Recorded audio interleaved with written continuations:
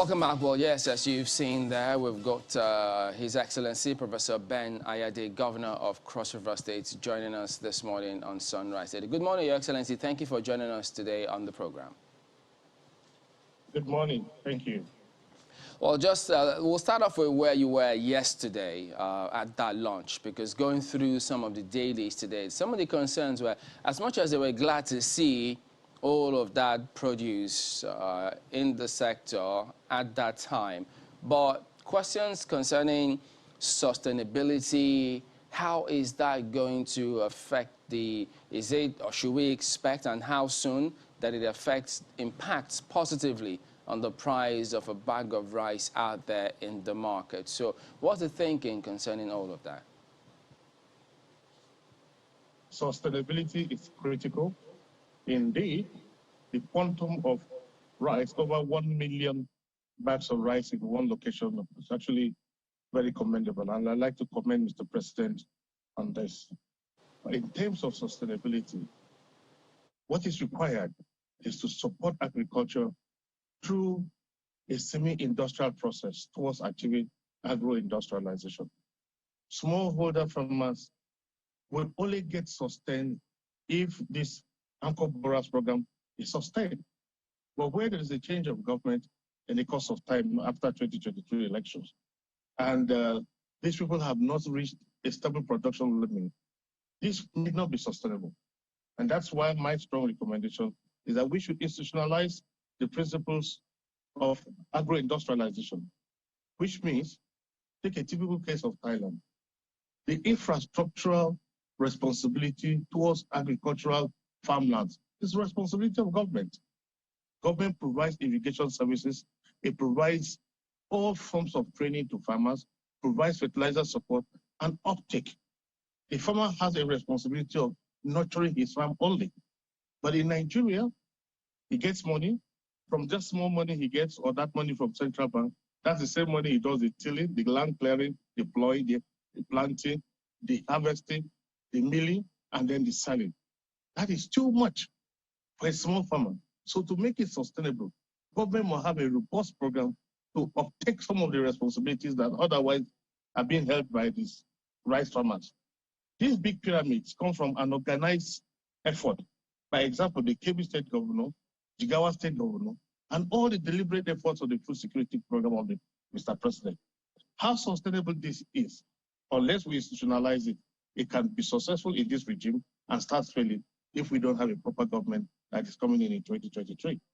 But the price of rice in the market is a reflection of how we sustain this program. Today, the price dangles between 22 to 35,000 naira, depending on the variety, quality, whether it's short grain or long grains. That's where it is.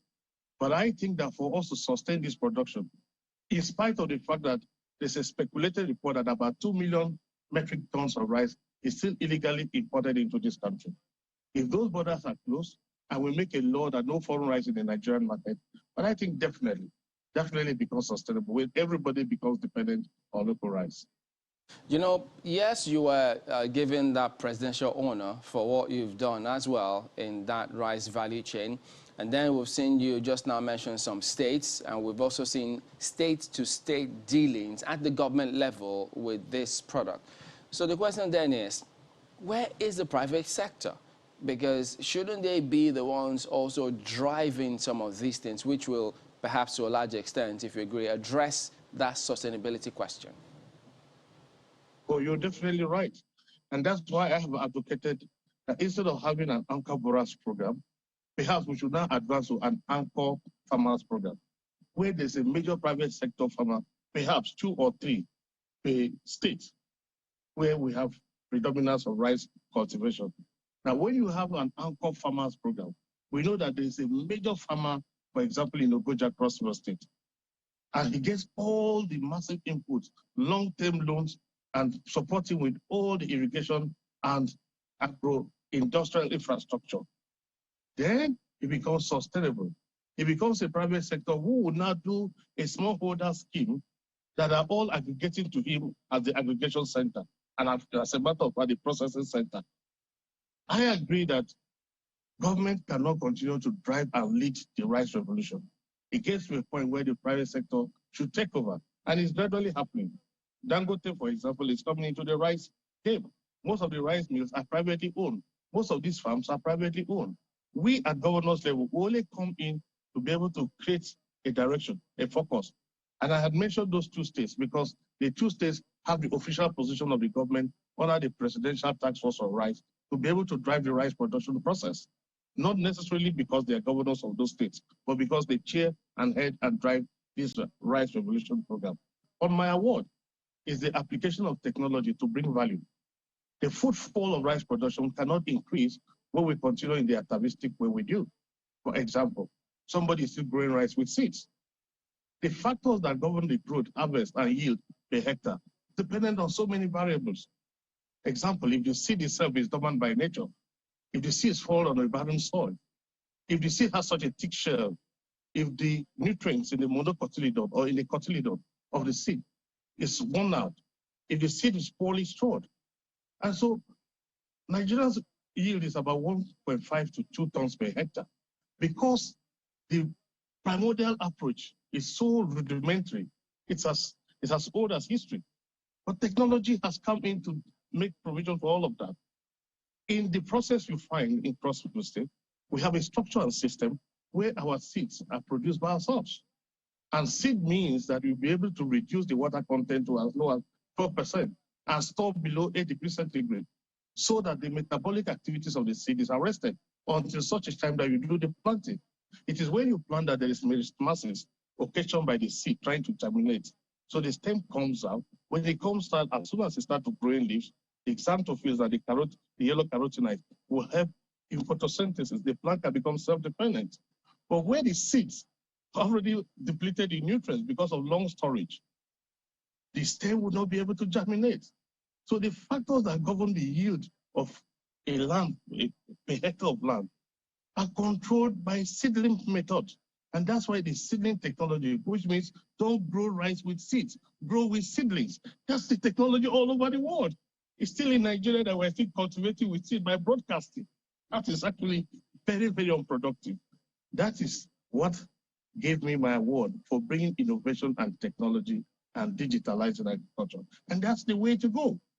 Indeed, the farmers in Cross River, and just wait a while and you see what will happen. We also are going to make sure that no paddy leaves Cross River State so that the Ogoja rice mill would have enough rice to mill. And once we do that, you see the sequestration of paddy availability in the marketplace because thousands of trucks comes into Ogoja, which stretches all the way from Ogubra Abbey down to Obaliko and Ogudu. And take our paddy because before now, when I was a senator, I went into Dueka and I saw rice being spread all over the tar roads because there's no mill. So people from other states come buy off our rice. With what we have done now in Ogoja, with the technology we're using, getting about 8 to 10 tons per hectare, the farmers are happy. And I think this is the way to go for Nigeria. We must make sure that planting is not done by man. There are transplanters. You just sit on in and drive like a car, and it's doing the planting. Why would you put people through such slavish, atavistic, old-fashioned methods of business and think that they should go ahead and do what their parents did and did until got to old age and died with nothing to show for it? So agriculture is very unattractive to young people.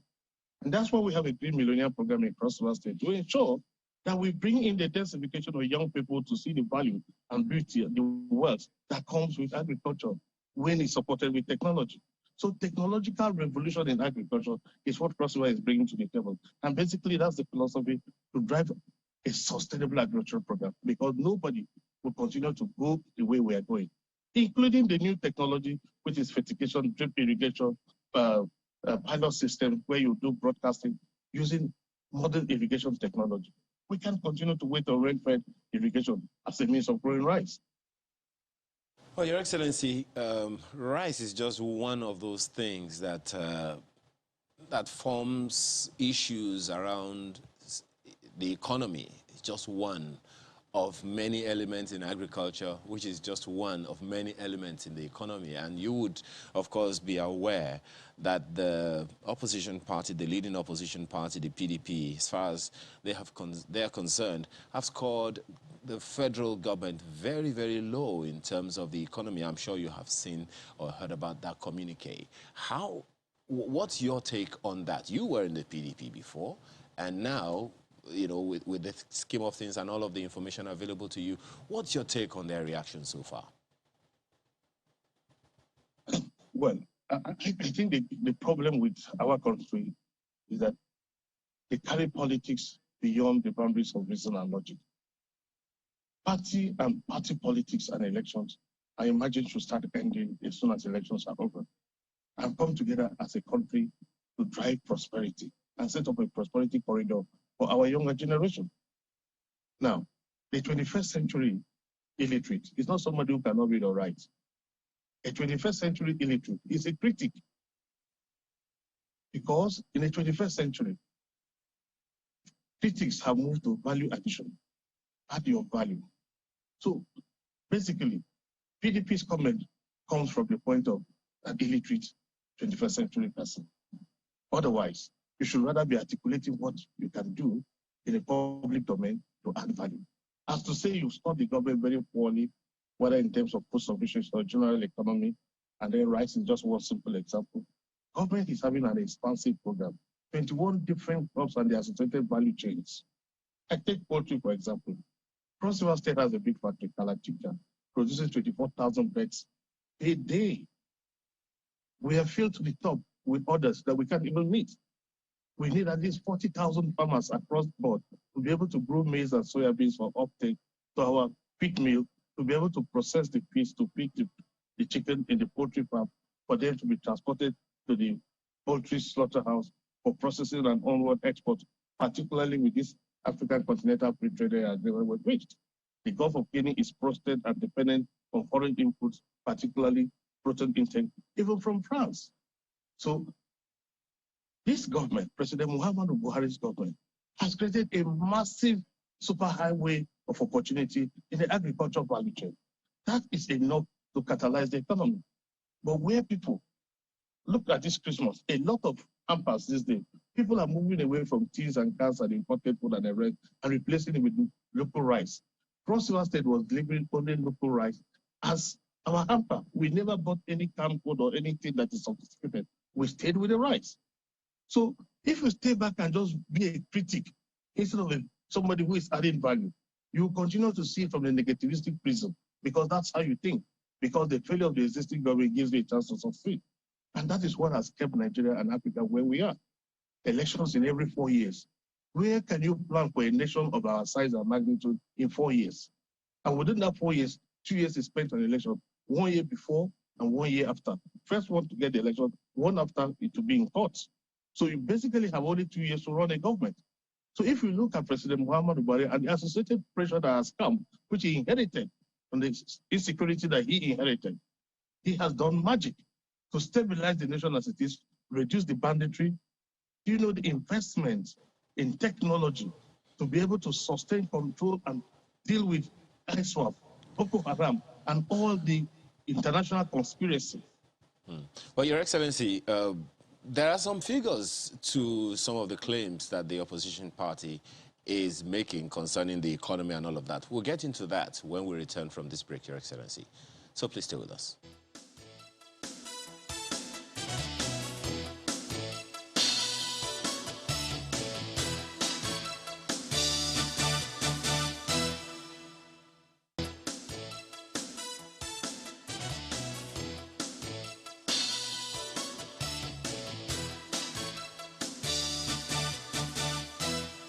Thanks for staying with us. Your Excellency, your former party, the PDP, said they handed over a $550 billion economy, the biggest, the largest in Africa, but under APC, Nigeria is the poverty capital of the world.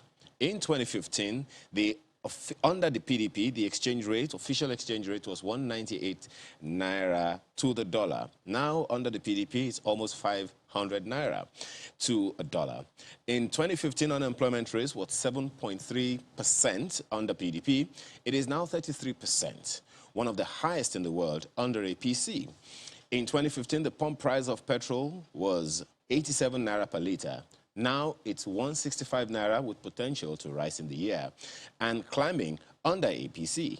Debt servicing now under APC takes over 98% of the federal budget. And as far as they're concerned, the tales of woe is endless. How do you respond? First, my response is, so what have they done? If this statistics is right in their own minds, what have they done? How have they compared it with circumstances that have changed?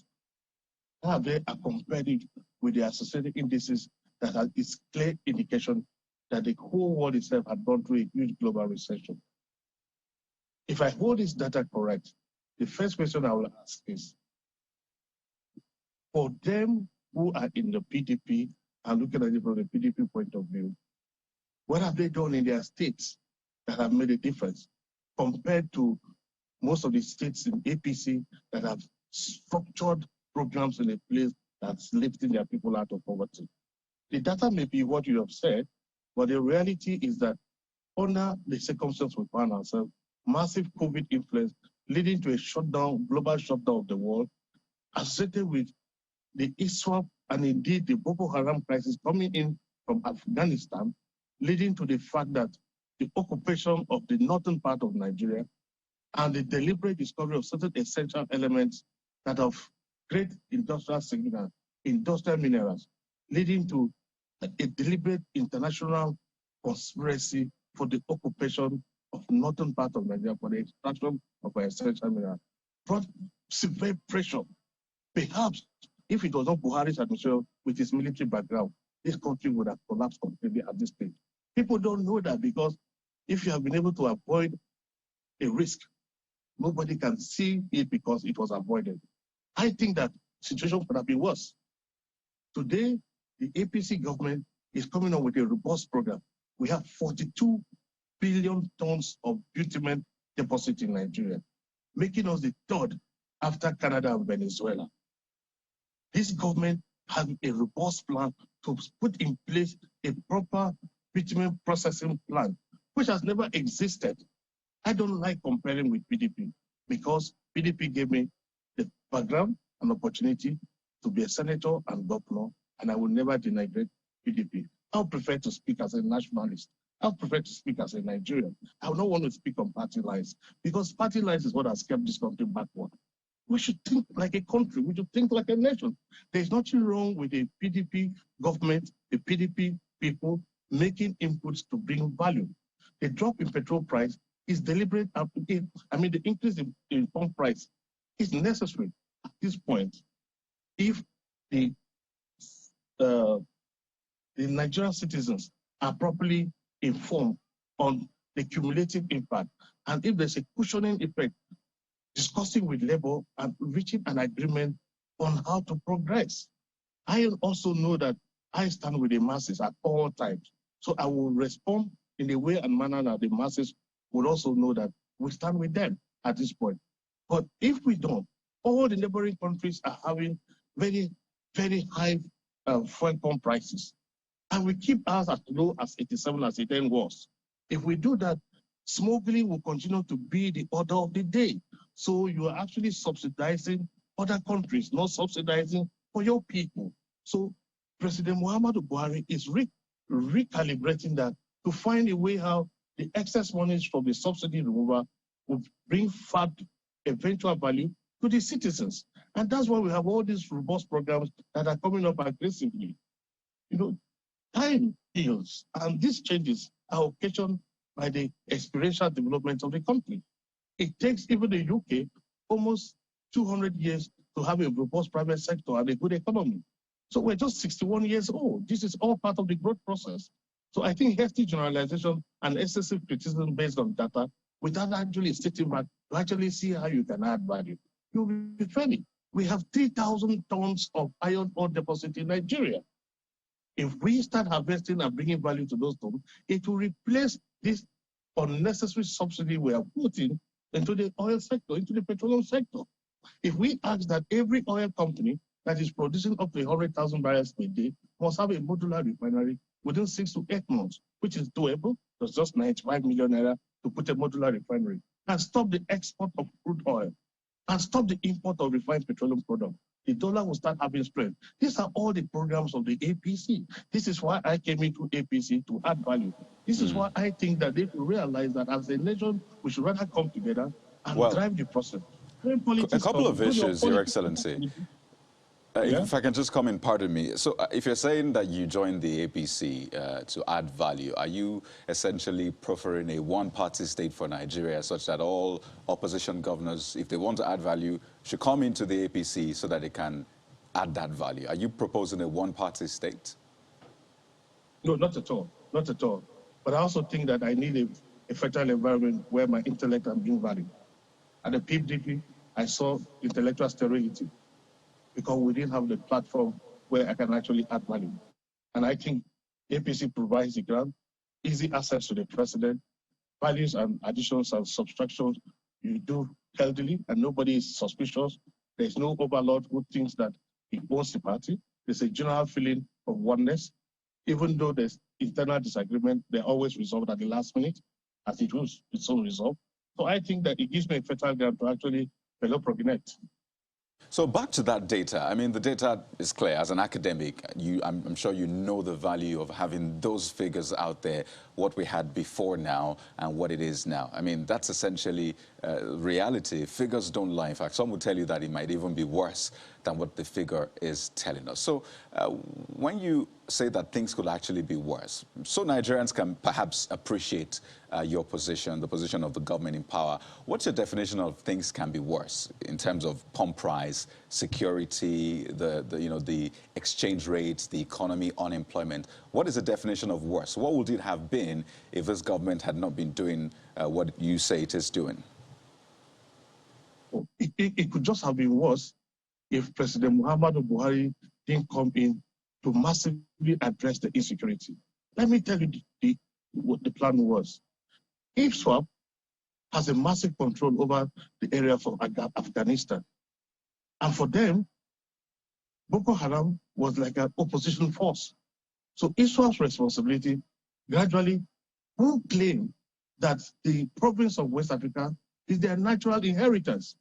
And so there is a long-term projected program to wipe out Muslims of the Nigerian type and Christians alike out and take dominance over the whole of Nigeria up to the Atlantic Ocean. It's a program that is well known in the terrorism cycle. So their migration gradually, confronting particularly with the collapse of Afghanistan, they're taking over and depending solely on the export of narcotics as a main source of foreign exchange earning, giving them avalanche of opportunity to raise enough capital to start their expansionist program.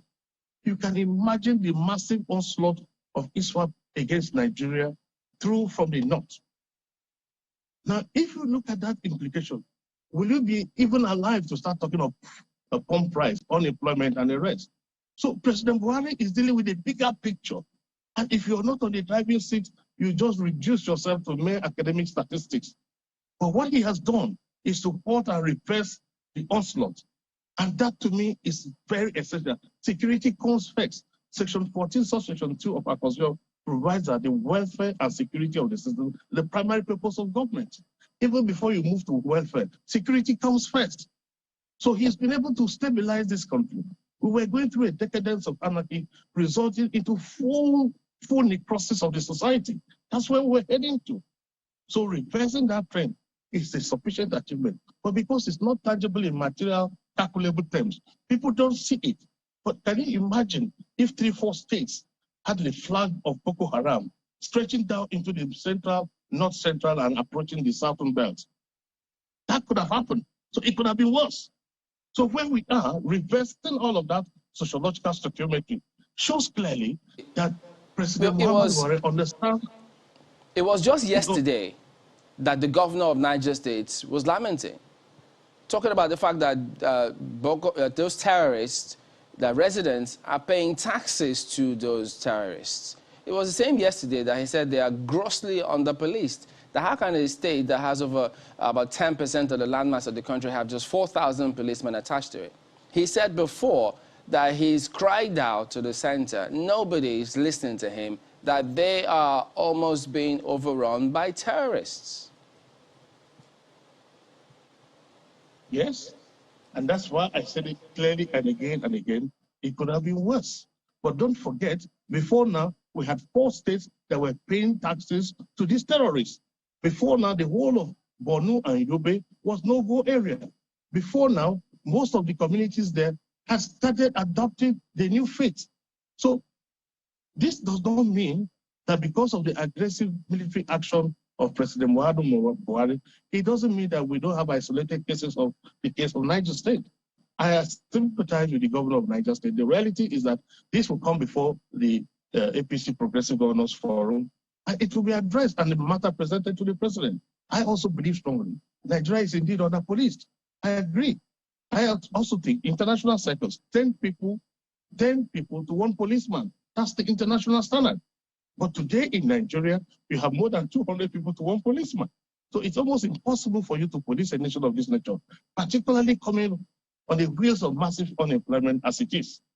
Why? Because we're too dependent on oil, and oil cannot account for up to 5% of employment in this country. So that's why the president said back to agriculture, which is agro-industrial revolution, that started in 1876 in the UK. It's just coming now. The wheels of agro-industrial beginning to turn, creating jobs and creating opportunity, reducing banditry, and reducing these Boko Haram incidents. This is happening. It's going to take time, but it doesn't eliminate isolated cases.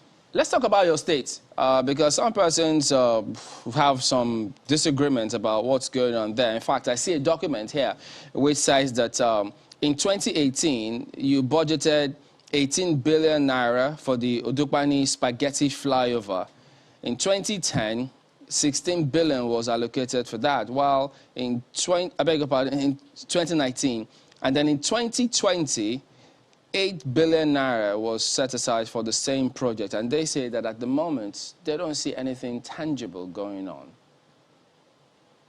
I sympathize with that. If you go to Odukpani Calabar Road, I have created a dualization of the entire route. It has never happened in the history of the state. The spaghetti flyover, we have finished the apartments and the beams have been cast. We have all the 21 beams cast and we're waiting and ready for launching. If you go on the same road, you will see whereby the spur off the right-hand side of the Odukpani Calabar Way, you will see indeed that even the superhighway is on asphalting level already. Critics just speak from the stomach because they don't realize that the same Cross River State has an allocation of about 3.2 billion in a month. 1.8 billion of that is taken directly from the presidency to service loans that I did not take. I inherited a government with over 382 billion naira as loans on the shoulders of the government, while the oil wells of the state have been taken away. I have a salary of about 3.2 billion in a month to pay, with 1.8 billion direct debit before the allocation gets to the state. So I play with only 1.8 billion to run the state and to run all the infrastructures of the state. Occasional funds come in by interventions of government. But to say that if you go there, you don't see anything. We used to have only one lane into Calabar. Today it's dual carriage. And the other lane has been completed all over. The budget of 18 billion, 16 billion, and 8 billion, as it were, is the envelope, which is the visionary provision, which is an intellectual budgetary system based on the principle of budgeting to vision instead of budgeting to envelope. It's a prosperity agenda set up to see how this state can change. And if you go to Calabar today, nobody will tell you that there's no dual carriage to Calabar. And no, people ask, where do I get the money to do it? So the second lane, which is the federal government lane, which is the old lane that was there, we are now preparing, and we've just given the contract to Zenith Construction to do the asphalt overlay on the old lane. The street lights, all the lighting poles are being done in a pile and pylon factory in Akampa. They are stockpiled there, and we're erecting the poles to be able to have all of that street light right from Otupani Junction to Calabar City. That will happen before April. It's ongoing. But don't worry about my budget figures. Go and ask how much have been put in. Because the real project cost is there, but the intellectual cost of doing it gets far less than where we are. So it's not as if there's an 18 billion and the 18 billion was made available. I was taken. Then the second year, there's a 16 billion and there was a 16 billion taken. If I made a budget provision of 18 billion for a year, and I'm only able to raise 1 billion for that 1 year to provide for it, the original cost of 18 billion will still be there. but I've only put in 1 billion of the 18 billion. Carried over to next year, I dropped by 1 billion or 2 billion based on what I've spent and what I expected to spend more. But they don't understand the dynamics of budgeting because they are 21st century illiterate. They only read statistics and figures without trying to distill it into practical reality on how government works. Government does not work by just mere stochastic data. It's deliberate calculation using, who would have imagined that Cross River State will have this number of factories, this quantity of people being appointed into government, even when we really don't need them, just to reduce the sociological epinoscopy and create a new horizon of opportunity to eclipse the tension that has befallen other states. This is called definitely intellectual application of money. Absolutely. Sorry? No, it's understandable. You're a lecturer. But you know, one of the things that a number of people have also taken you up on is that how profitable or viable are the 38 industries that your government is said to have created? Some are asking, for instance, how much did these industries add or generate into the 2022 budget of convoluted agglutination? I just ask you a simple question. Is a garment factory an essential requirement in this country or not? A pharmaceutical factory, is it essential or not? A frozen chicken processing factory, is it essential or not? A feed mill processing factory, is it essential or not? A cocoa processing factory, is it essential or not? A rice mill factory, is it essential or not? A 27 megawatt power plant, is it essential or not? A vegetable oil factory, is it essential or not? A yam poundo processing factory, is it essential or not? I can go on and on.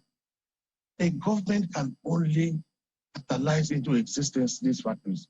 Government cannot run them.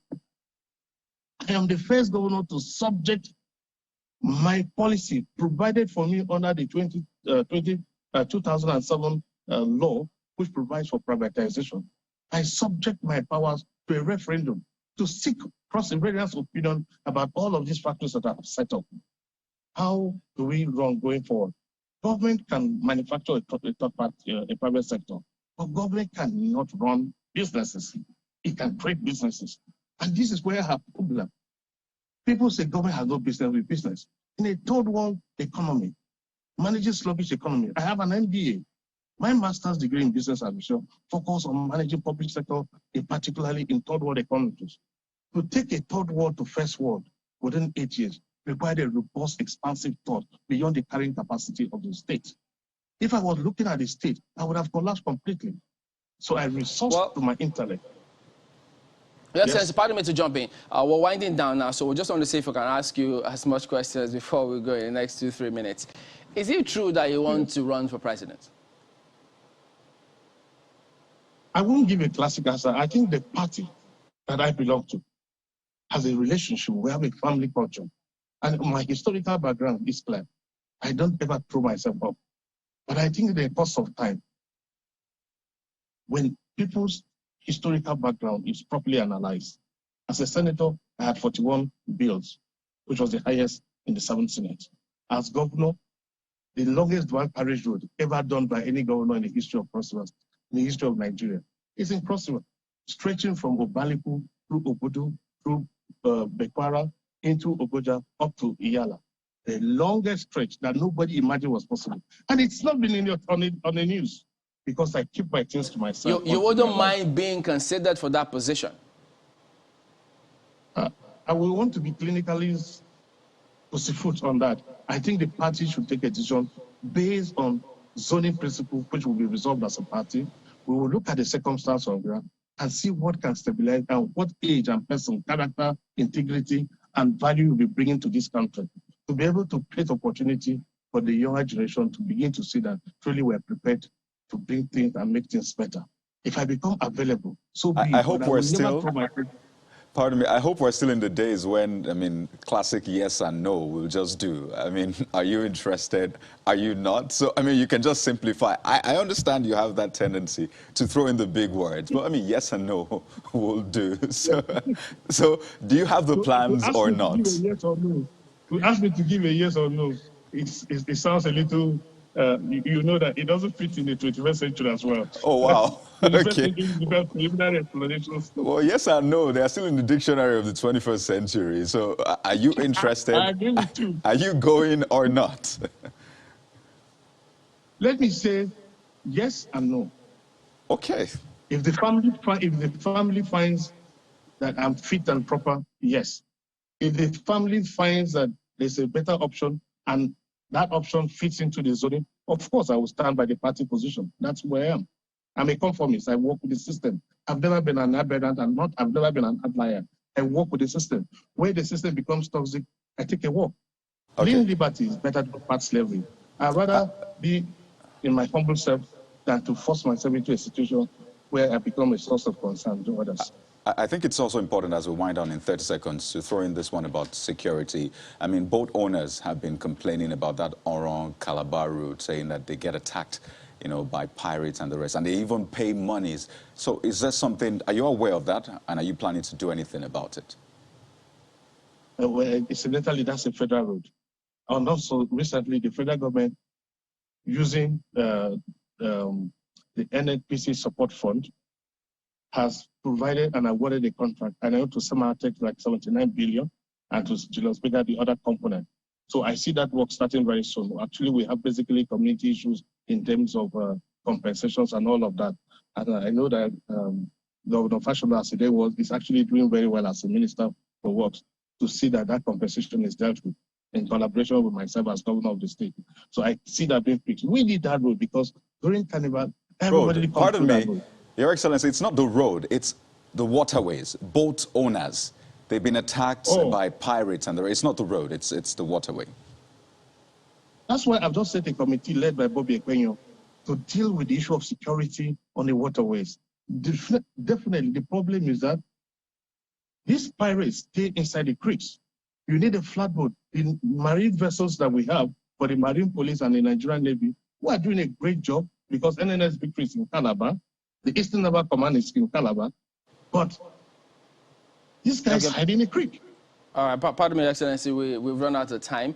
And who knows, something you might have confused the party chairman, whether or not you're going to run. What should he do listening to you right now? He's not sure, but when you say yes and no, if you're going to run for that office. But thank you very much indeed for your time this morning. We've been speaking with His Excellency Professor Ben Ayade, Governor of Cross River State.